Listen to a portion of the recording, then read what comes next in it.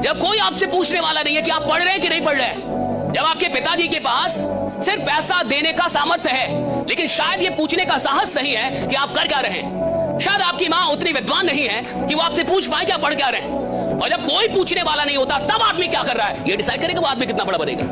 भैया पूछे, बॉस की उपस्थिति में तो एक नालायक एम्प्लॉय भी काम करता है, लेकिन जो एम्प्लॉय बॉस के ना होने पे भी ईमानदारी से मेहनत करे एक दिन बॉस भी वही बनता है साहब, राइट? हाँ, ये याद रखिएगा, बॉस भी वही बनता है। ऊपर वाला भी जब आपको बहुत बड़ा जिम्मेदारी देने वाला होता है ना, तो पहले सोचता है कि इसका थोड़ा सा टेस्ट कर ले। बहुत लोग टेस्टे में भाग जाते हैं, ये भगवान हमरा काहे लिए तुम मुसीबत लाया। चीजों से घबराना नहीं चाहिए किसी को।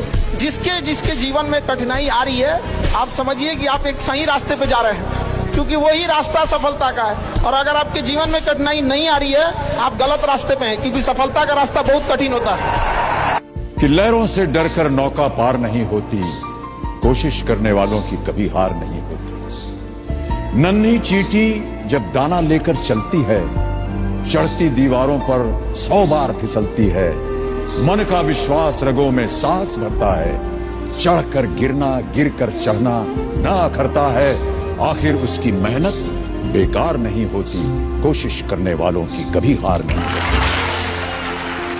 वो लोग बोलते हैं ना कि वो जितनी चादर हो उतनी पैर फैलाना चाहिए।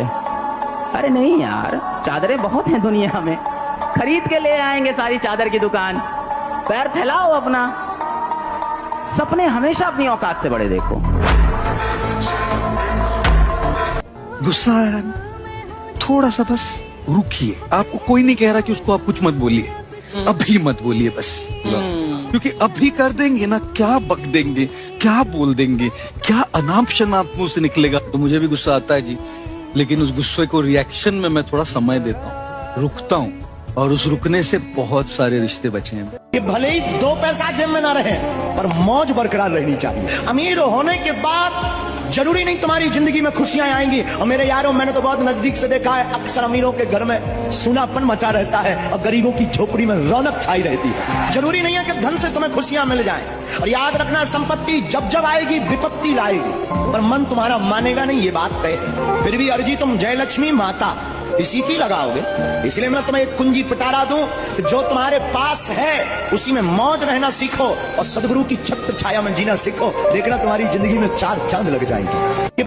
सब कुछ अगर हार चुके हैं, आखिरी सांस चल रही है, फिर भी साम्राज्य खड़ा करने की क्षमता होनी चाहिए। यह जानते हुए कि सामने यमराज खड़े हैं, आखिरी क्षण है, अंतिम सांस है, फिर भी एक साम्राज्य खड़ा करने की क्षमता आखिरी सांस में होनी चाहिए।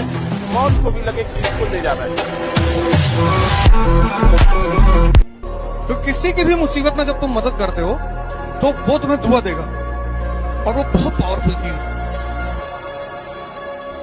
मतलब दवा से लाखों गुना। मैं कहता हूं अगर आप दुख में अकेले हो ना, मैं कहता हूं अगर आप दुख में अकेले हो ना, तो सुख में भी किसी को आने मत दो। आदमी को जब तक कोई बात बुरी नहीं लगती ना साहब, एक्चुअली उसकी नींद नहीं उठती, बेचैनी नहीं उठती। ये जितने भी इतिहास बनाने वाले लोग हैं ना साहब, उनको कुछ बुरा लग गया, या तो अपनी जिंदगी में, या तो इस दुनिया में, समाज में। क्रांतियां कब हुई? जब आपको कुछ बुरा लगा। कहाँ? या तो अपनी जिंदगी में, या तो बाहर की दुनिया में, समाज में कुछ बुरा लगा। और जब कुछ बुरा लगा तो आपके अंदर कोई बेचैनी उठी, ये नहीं होना चाहिए। सती प्रथा नहीं, किसी को लगा नहीं होना चाहिए, किसी को तो लगता है ये नहीं होना चाहिए। दुनिया की सबसे लंबी नदी का नाम क्या है? अमेजन नदी। और उसका ओरिजिन बिंदु पता है कौन सा है? उसका ओरिजिन बिंदु जहां से वो निकलती है, वहां से एक एक बूंद गिरती है, और एक बूंद और दूसरी बूंद के बीच में अंतर 8 सेकंड का रहता है। एक ड्रॉप गिरा, अब 8 सेकंड, फिर दूसरा ड्रॉप, तीसरा, और ये बूंदे जाके दुनिया की सबसे बड़ी अमेजन नदी बना रही है। उस एक बूंद ने 8 सेकंड का अनादि काल से रूल नहीं तोड़ा।